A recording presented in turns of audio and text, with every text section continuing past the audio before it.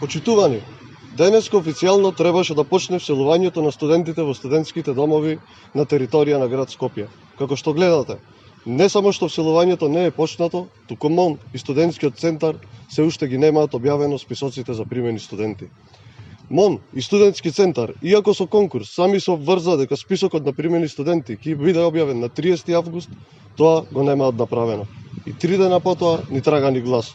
Очигледно, Дарио Николовски беше презафатен со вработувањето на брат му во Мовара, зашто побрза да објави слики на социјалните мрежи, а студентите ги стави во втор план.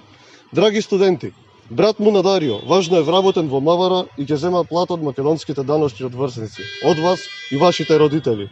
А за тоа што вие нема кај да спиете војкот на септемвриската испитна сесија за власта, очигледно и не е толку важно.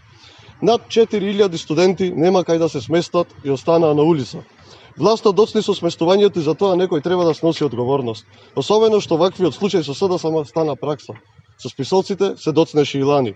Власта е неспособна да изврши најобично сместување на студентите. Дали со ова се потврдуваат сомнежите на студентите дека со доцнењето на списоците всушност се чекаат партиските списоци за тоа кој треба да биде примен, а кој не. МОН и студентски центар мора најитно да одговорат кога ќе им биде обезбедено легло на студентите, за да не мора во текот на септемвриската сесија да патуваат секојдневно од своите краишта.